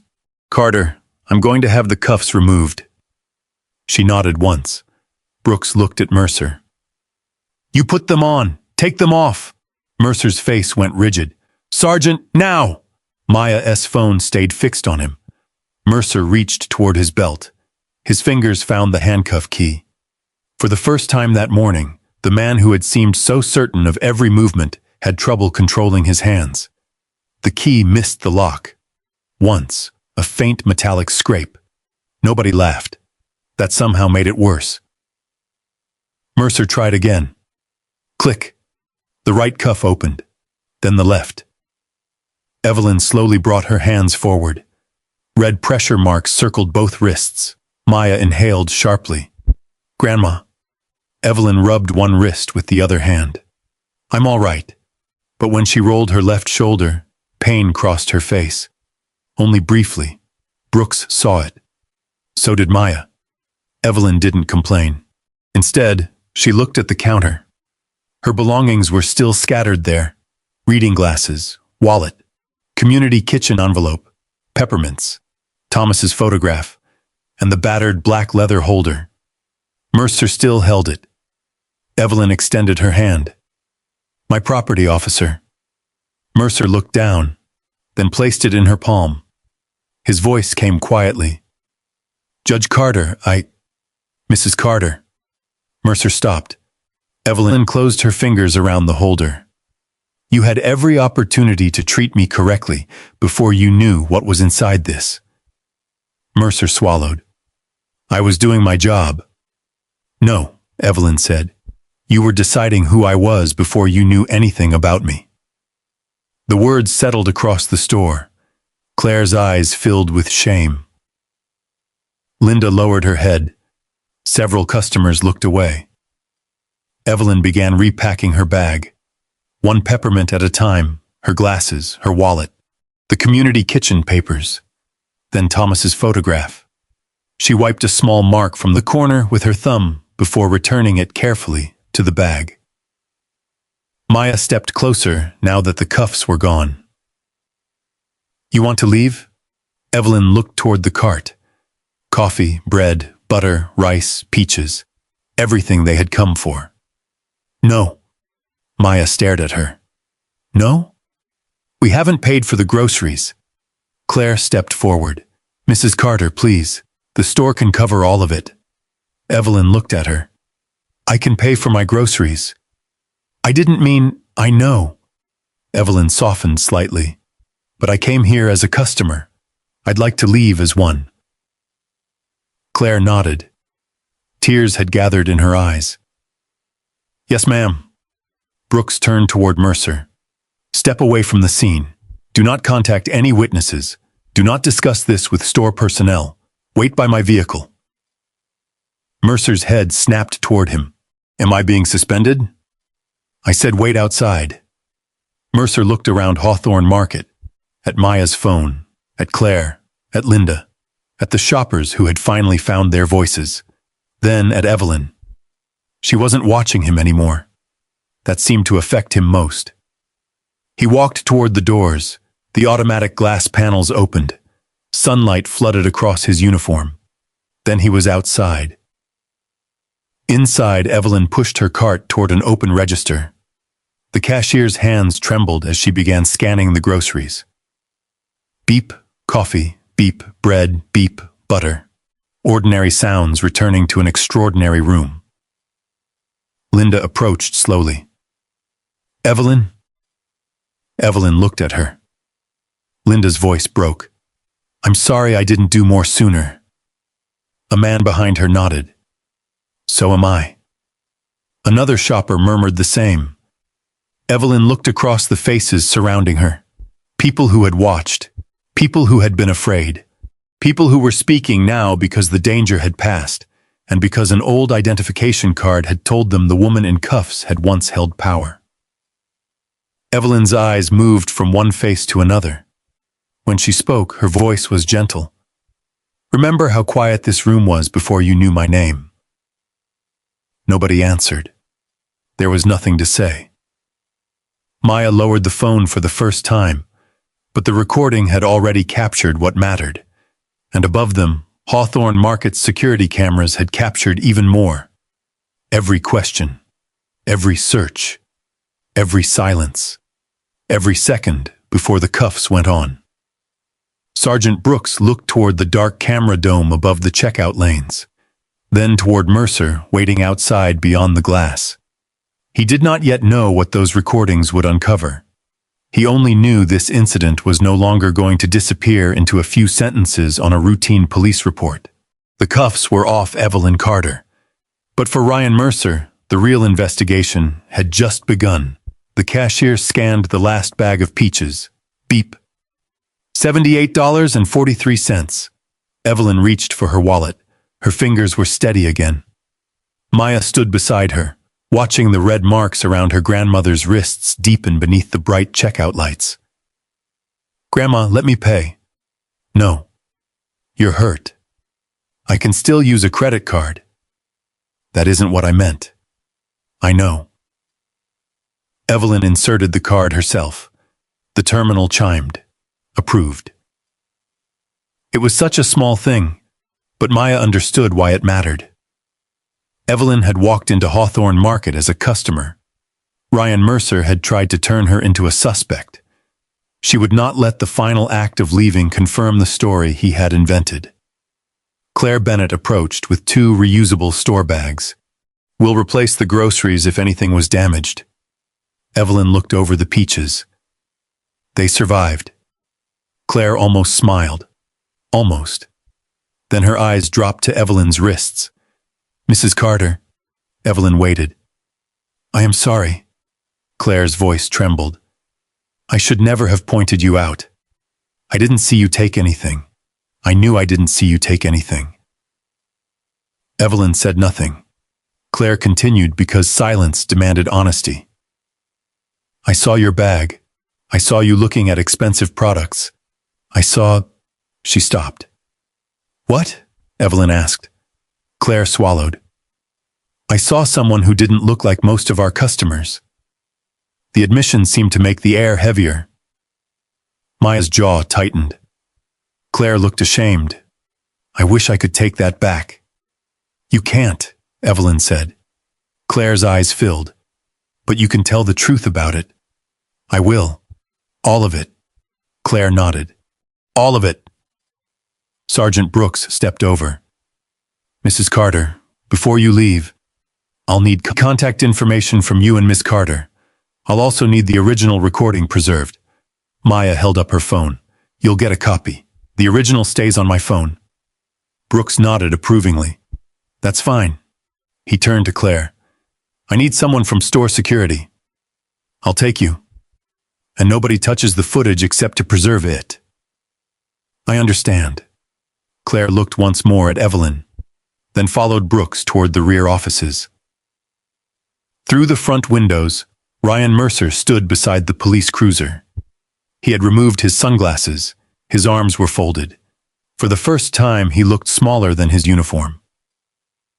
Evelyn didn't stare. She picked up the groceries. Maya took most of the bags before she could protest. Outside, the wet pavement reflected the white afternoon sun. The two women walked toward the old Buick. For several steps, neither spoke. Then Maya stopped. Grandma. Evelyn turned. Maya's face crumpled. She wrapped both arms around her. Evelyn closed her eyes. For the first time all morning, she allowed herself to lean into someone else. I thought he was going to hurt you. He didn't. He put you in handcuffs. I know. You kept telling me to stay back. Because I needed you safe. I hated standing there. Evelyn pulled away enough to look at her. You didn't just stand there. Maya wiped her eyes. You documented what happened. It didn't feel like enough. Sometimes the person holding the camera is the person making sure the truth survives. Maya looked toward the store. What happens now? Evelyn glanced at the glass doors. Now we see whether everybody who found their voice in there keeps it when somebody asks them to put it on paper. Inside Hawthorne Market, Claire entered the security office with Sergeant Brooks. The room was narrow and cold, lined with monitors showing different sections of the store: produce, bakery, wine, checkout lanes, parking lot. Brooks leaned toward the screen. Start before Officer Mercer approached Mrs. Carter. The security supervisor pulled up the archive. There it was, Evelyn and Maya entering, shopping. Evelyn catching Linda Walsh before she fell. Claire watching from across the store. Claire approaching Mercer.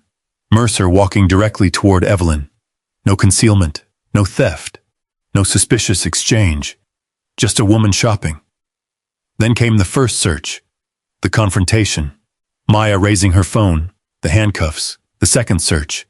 Thomas's photograph hitting the floor. Claire turned away from the screen. Keep watching, Brooks said. She did. It was harder the second time, because now she could see herself. Not as she had imagined herself in the moment. Uncertain, cautious, trying not to interfere. The camera showed something simpler. A woman standing nearby while another woman was humiliated because of a suspicion she herself had created. Brooks took notes. What triggered your concern?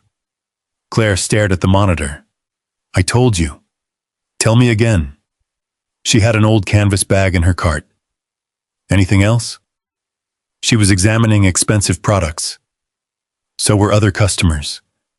Claire's eyes lowered. Yes. Did you follow them? No. Brooks stopped writing. Why her? Claire couldn't answer. That answer went into the report too. By Monday morning, Hawthorne Market had preserved 3 separate camera angles. Maya submitted her recording. Linda Walsh provided a statement. So did the man from the wine section. So did the woman near the bakery. Claire wrote 4 pages. She did not soften what she had done. Sergeant Brooks filed his supervisory report before the end of his shift. The matter went to professional standards. Ryan Mercer was placed on administrative leave while investigators reviewed the detention. At first, it looked like a single incident. Then an investigator typed Mercer's name into the complaint database. 6 results appeared. He leaned closer. One complaint involved Marcus Reed, a 46-year-old delivery driver stopped outside an upscale apartment complex after Mercer decided he didn't appear to belong there. Another came from Denise Harper, 58, who said Mercer searched her vehicle in a hotel parking lot after questioning whether she was really a registered guest. A third involved Anthony Lewis, 34, detained outside a pharmacy while waiting for a rideshare. Different locations, different years, different explanations. The same officer. The investigator opened another file, then another. Several had been closed as unsubstantiated. One contained grainy phone footage. Another included a witness statement. A third referenced surveillance video from a nearby business. Evidence that should have demanded more questions. Evidence that apparently had not. By Wednesday afternoon, Sergeant Brooks sat in a conference room with 2 professional standards investigators and a stack of files spread across the table. He read one page twice. Then he looked up. This isn't the first time. No. Why were these closed? One investigator slid another document toward him. That's what we're trying to understand. Brooks read the signature at the bottom of the old review. Then the signature on the next one. Same supervisor. He leaned back slowly. The problem had just become larger than Ryan Mercer. Meanwhile, Evelyn was back at the South Fulton Community Kitchen. Her wrists were still bruised. She wore long sleeves so nobody would fuss. Walter Green had returned from urgent care with strict instructions about medication and breakfast, both of which Evelyn reminded him about before he could sit down. "You're checking on me?" Walter complained. "You're the one with bruises. And you're the one who thinks coffee is a meal." He shook his head. "You are impossible." "So I've been told." Maya watched from across the room. That was Evelyn. A woman could be publicly humiliated on Saturday and still spend Wednesday helping somebody else complete a housing appeal. But something had changed. Her quietness was heavier now. Later, while they stacked chairs, Maya's phone rang. She answered, listened, then looked at Evelyn. "What?" Maya lowered the phone. "That was Sergeant Brooks." Evelyn waited. "They found other complaints." Evelyn's hands stopped on the back of a chair. "How many?" "He wouldn't give me details yet." "But more than one?" "Yes." The kitchen suddenly seemed very quiet. Evelyn looked through the front window at a bus pulling toward the curb. Adults stepped off carrying work bags, grocery sacks, tired faces, people without old federal identification in their purses, people whose names would never hang in a police training room. Her eyes closed for a moment. When she opened them, there was no satisfaction there. Only sorrow. Maya. "Yes? Remember what I told those people in the store? About how quiet they were?" Evelyn nodded. Then she looked at the phone. This may be what happens when a whole system stays quiet. Across town, investigators were reaching the same conclusion. Because buried inside Ryan Mercer's old complaint files was evidence that should have forced somebody to look closer years ago. And now there was only one question left. Who had decided not to? The answer did not arrive dramatically. There was no midnight confession, no single document marked with the word cover-up. It came the way institutional failures often came. One signature, one missing interview, one unanswered question at a time. In a windowless conference room at the Magnolia Springs Police Department, professional standards investigators spread Ryan Mercer's complaint files across a long gray table. 6 complaints. 6 opportunities to ask harder questions. Marcus Reed's file contained the phone video mentioned in his written statement, but the original investigator had never requested the full recording. Denise Harper's complaint identified 2 hotel employees who had witnessed her encounter with Mercer. Neither had been interviewed. Anthony Lewis had named the pharmacy whose exterior camera faced the sidewalk where Mercer detained him. No one had requested the footage before it was automatically erased. The investigators kept reading. Different dates, different black adults, the same pattern. Suspicion first, justification later. And repeatedly, the same supervisory name appeared near the bottom of the review documents. Captain Howard Mills, 57. He had supervised Mercer for years. Sergeant Brooks sat at the end of the table with his arms folded. So these weren't complaints with no evidence. One investigator shook her head. No. They were complaints where nobody finished looking for the evidence. That's closer. Brooks stared at the files. He thought about Evelyn's question in Hawthorne Market. What crime are you investigating? Simple questions had a way of exposing complicated failures. Did Mills explain why? He says each investigation met department standards at the time. Brooks looked at her. Did they? A long pause. No. Across town, Evelyn Carter was carrying a tray of cornbread toward the serving counter when Maya entered the community kitchen. You need to sit down. Evelyn kept walking. That sentence has never worked on me. Grandma. Maya. They called. Evelyn stopped. Around them, the kitchen continued its evening rhythm. Silverware clinked, coffee poured, a city bus groaned at the curb outside. Warm yellow light spread across tables where adults were settling in for dinner. Evelyn set down the tray. What did they say? The department substantiated the major findings against Mercer. Evelyn's face remained still.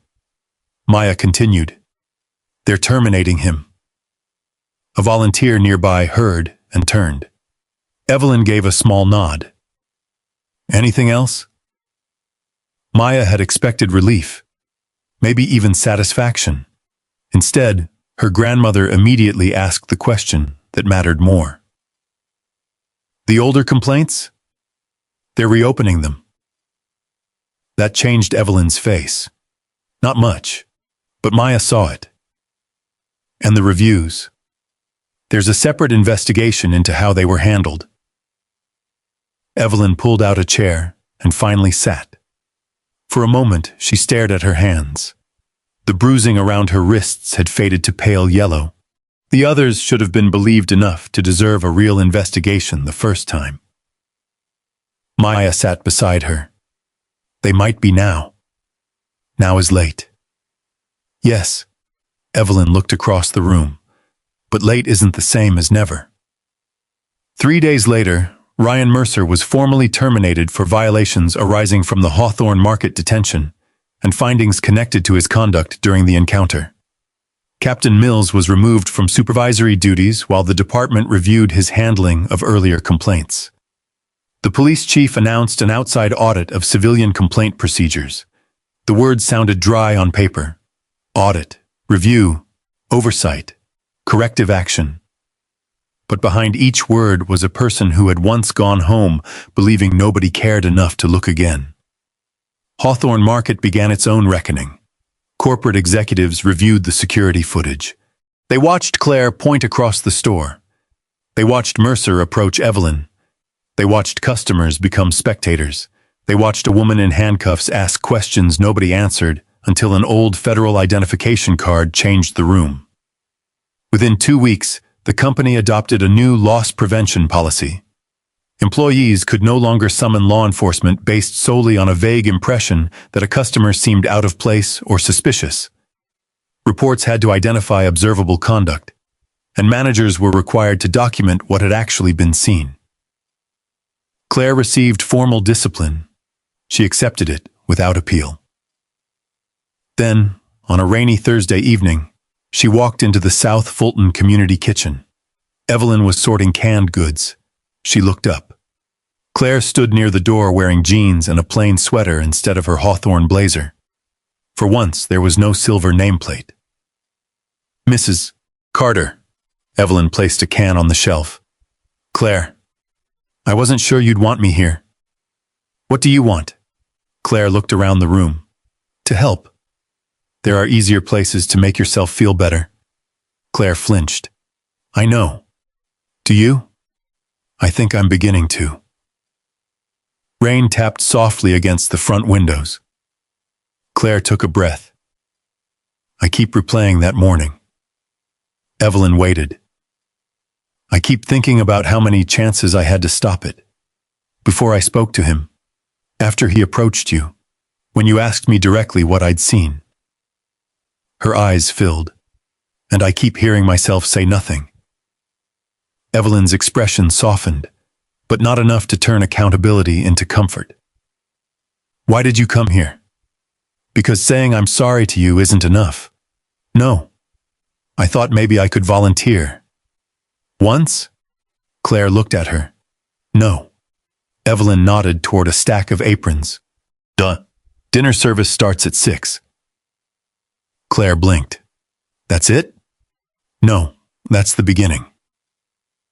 She took an apron. For the next 3 hours, Claire washed trays. Nobody photographed her. Nobody praised her. She carried boxes, wiped tables, and burned her fingers slightly on a pan because she grabbed it too quickly. Evelyn did not rescue her from the work. At the end of the night, Claire folded her apron. Thank you. Evelyn shook her head. Don't thank me yet. Claire waited. Showing up once can be guilt, Evelyn said. Showing up again can become change. Claire looked at the apron, then at Evelyn. I'll see you next Thursday. Evelyn gave no promise of forgiveness. She simply said, 6 o'clock. The following Thursday at 5:48, Claire returned. Walter Green was the first to notice her. He leaned toward Evelyn. That grocery store lady? Yes. You trust her? Evelyn considered the question. Trust isn't a door, Walter. It's a road. Walter frowned. That sounds like something you practiced. I didn't. Should've. It's good. Evelyn smiled. Across the room, Claire tied on an apron and began setting tables. For the first time, Maya saw something in her grandmother's face that had been missing since Hawthorne. Not forgiveness. Peace beginning to make room for itself. But the larger case was not finished. At the end of the month, Evelyn was invited to a meeting with department officials, Hawthorne representatives, community advocates, and attorneys reviewing the consequences of the incident. They met in a municipal conference room beneath bright fluorescent lights. A city attorney placed a folder in front of Evelyn. We understand what happened, caused you public humiliation and physical discomfort. There are several remedies available to you personally. Evelyn glanced at the folder but did not open it. What do you want from us, Mrs. Carter? Maya sat beside her. Across the table, Sergeant Brooks waited. Claire was there too, representing herself rather than Hawthorne. Everyone seemed to expect Evelyn to name a number, or demand a public firing, or ask for the kind of personal apology powerful institutions preferred, because apologies were cheaper than reform. Evelyn folded her hands. What I want personally? Yes. She looked around the table. Nothing that ends with me. The attorney frowned slightly. Evelyn continued. If the lesson from Hawthorne Market is that people should be careful because the grandmother they're humiliating might secretly be a retired federal judge, then none of you learned anything. Nobody interrupted. I had a title in my bag. Marcus Reed didn't. Denise Harper didn't. Anthony Lewis didn't. Most people never will. Brooks lowered his eyes. Evelyn placed one hand on the unopened folder. So don't build a solution around my name. What would you have us build it around? The attorney asked. Evelyn looked directly at him. The people whose names nobody recognizes. The room fell quiet again. But this silence was different from the silence at Hawthorne Market. This time people were listening, and what Evelyn Carter asked for next would determine whether the worst morning of her retirement ended as one officer's disgrace, or became something larger than all of them. Evelyn rested both hands on the unopened folder. I want every reopened complaint reviewed by people who didn't dismiss it the first time. No one moved. I want civilians told what evidence was considered, not handed a form letter saying their complaint was unsubstantiated. I want supervisors accountable when they ignore witnesses or available recordings. And I want people who cannot afford legal help to have somewhere to take these cases before the evidence disappears. The city attorney began writing. Evelyn turned toward Hawthorne Market's representatives. And your store? A regional executive straightened. We've already revised our loss prevention procedures. Keep revising them. He blinked. Evelyn continued. Teach your employees the difference between observing behavior and judging appearance. If someone reports a customer, make them say what that person actually did. Claire stared at the... Evelyn noticed. I don't say that to punish Claire. Claire looked up. I say it because what happened began before Officer Mercer ever spoke to me. The room remained quiet. A finger pointed across a grocery store. An assumption became suspicion. Suspicion was handed to authority. Authority turned it into humiliation. Evelyn paused, and almost everyone watched. Sergeant Brooks shifted in his chair. I did not have the power to control what Officer Mercer thought when he saw me, Evelyn said. But you have the power to decide whether thoughts like his become official actions without evidence. The attorney looked at her. And the remedies available specifically to you? Evelyn glanced at Maya. Her granddaughter gave the smallest nod. Any financial resolution I receive will support legal assistance for adults challenging unlawful stops, discriminatory treatment, and improperly dismissed complaints. The attorney seemed surprised. You don't intend to keep it? I have a house. Evelyn smiled faintly. I have an old Buick that Maya hates. Maya sighed. I don't hate it, I fear it. A few people laughed. Even Evelyn. The tension in the room eased for the first time. Then Evelyn became serious again. I have enough. What I want is for the next person not to need my resume to be heard. Months passed. Summer softened into fall. The public findings eventually confirmed what the cameras had shown from the beginning. There had been no identified stolen merchandise. No witness had seen Evelyn conceal anything. Her detention had lacked proper justification. Ryan Mercer remained terminated. His law enforcement certification subject to the consequences of the completed administrative process. The department strengthened supervisory review of civilian complaints and created additional civil rights oversight procedures. Older complaints involving Mercer were independently reconsidered, including the evidence that had previously been overlooked. Captain Howard Mills never returned to his supervisory position. Hawthorne Market issued a public acknowledgement that unsupported suspicion by its own employee had helped start the encounter. The statement did not undo what happened, but it named it. Sometimes that mattered. The store also implemented new reporting requirements across its regional locations. Employees had to describe observable conduct rather than vague feelings about whether someone seemed suspicious or out of place. Claire remained employed after discipline and retraining, and every Thursday at 5:48 she appeared at the South Fulton Community Kitchen. At first, people watched her. Then they stopped. That was when Evelyn knew the volunteering had become real. Claire learned where the aprons were kept. She learned Walter Green wanted his coffee too strong. She learned which folding table wobbled and needed cardboard under one leg. She learned that service was mostly repetitive work nobody applauded. One evening, Walter handed her a stack of trays. You coming next week? Yes. Good. Evelyn keeps making me do things. From across the room, Evelyn called, I can hear you. Walter grinned. That woman hears everything.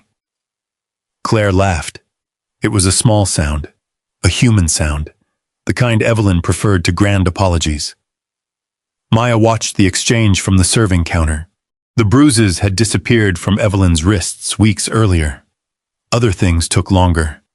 Sometimes, when a police cruiser passed the kitchen windows, Maya's shoulders tightened before she realized it. Sometimes Evelyn woke before dawn remembering the click of the cuffs. Sometimes she remembered Thomas's photograph hitting the floor. Healing did not erase memory. It taught memory where to live. One cool evening, rain passed over South Fulton just before closing. The pavement outside shone black beneath amber streetlights. Inside, the last guests finished dinner under warm, yellow ceiling lamps. Evelyn wiped down the serving counter while Maya stacked cups. Claire carried a bag of trash toward the rear door. Walter had already left after promising, under protest, to eat breakfast the next morning. Maya looked at her grandmother. "Can I ask you something?" "You usually do." "Do you wish you'd told Mercer immediately?" Evelyn stopped wiping the counter. "Told him what?" "Who you were." Maya nodded toward the canvas bag resting on a chair. "The judge part." Evelyn followed her gaze. The same old bag, the same worn handles, the same faded fabric.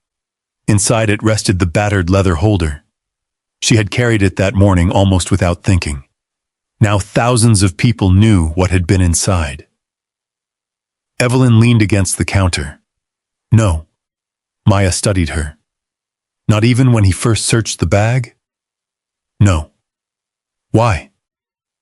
Evelyn looked across the kitchen, at the scratched tables, the coffee urn, the stack of housing forms waiting for Monday, at Claire turning off one bank of lights after finishing her work.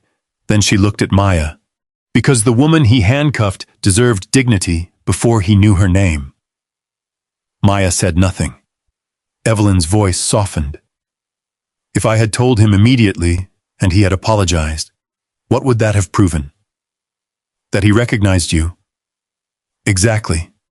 She picked up a clean dish towel and folded it. "I didn't need him to respect a retired judge." Her eyes met Maya's. "I needed him to respect an old black woman buying groceries." The words settled gently between them. No cameras, no crowd, no uniforms. Just grandmother and granddaughter beneath the kitchen lights. Maya walked over and hugged her. This time, unlike in the Hawthorne parking lot, Evelyn didn't tell her she was all right. She simply held her. For several seconds, neither woman spoke. Then Maya whispered, "Grandpa would have been proud of you." Evelyn closed her eyes. She could almost hear Thomas complaining about being dragged into an emotional conversation. "He would have talked too much." Maya laughed against her shoulder. "Yes, he would. And then he'd have asked whether we brought the peaches home." They pulled apart. Maya smiled. "We did. And Walter complained about them." "Of course he did." Evelyn reached for her canvas bag. Her fingers touched the battered leather holder inside. For a moment she rested them there. A federal seal. A title. Years of authority. The hidden power that had changed Ryan Mercer's face. Then her hand moved past it. She pulled out the Buick keys. Maya stared at them. "You know, after everything you've been through, I think you deserve a new car." Evelyn switched off the last light above the serving counter. "My car runs." "Barely." "It runs. It makes a noise." "So do you." Maya laughed. They stepped outside. Behind them, Claire turned off the kitchen lights one row at a time. Warm squares of yellow disappeared from the windows until only the small lamp above the entrance remained. Across the wet street, a city bus sighed to a stop. Its doors opened. Adults stepped onto the sidewalk carrying work bags, umbrellas, groceries, ordinary burdens from ordinary lives. No one knew their titles. No one knew their bank balances.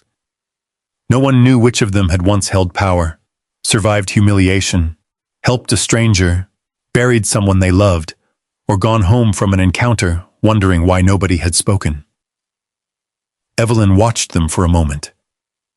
Then she and Maya walked toward this aging Buick beneath the amber streetlights. The canvas bag hung from Evelyn's shoulder. The gold seal remained hidden inside. But that was no longer the point. Her dignity had never come from the seal. Her worth had never begun when Sergeant Brooks recognized her. And the injustice had not become wrong only after Ryan Mercer learned her name. It had been wrong when she was simply Evelyn Carter, a grandmother, a volunteer, a customer buying groceries, a woman standing quietly in a store where she had every right to be. Maya opened the passenger door and looked across the roof of the Buick. Grandma? Yes? If you had been one of those people watching that day, what would you have done? Evelyn looked back toward the glowing kitchen entrance. She thought about Linda finding her voice, Claire finding hers too late, then choosing to keep showing up. The customers who had watched until the cuffs came off. The complaints that had waited in files for someone to look again. Then she turned to Maya. I hope I would have spoken before I knew her name. The Buick's headlights came on. Rainwater shimmered across the pavement. And beneath the quiet Atlanta night, they drove home. If you had been standing in that silent store before anyone knew Evelyn's name, would you have spoken up? Evelyn Carter never needed that faded gold federal seal to make her worthy of respect. The moment that stays with me is her standing in those handcuffs, calmly reminding an entire room that she deserved dignity before anyone knew who she was. Maybe the hardest lesson here is that silence is not always neutral. Sometimes it gives an injustice room to continue. What happened at Hawthorne Market began to change only when people stopped watching quietly and started putting the truth on record.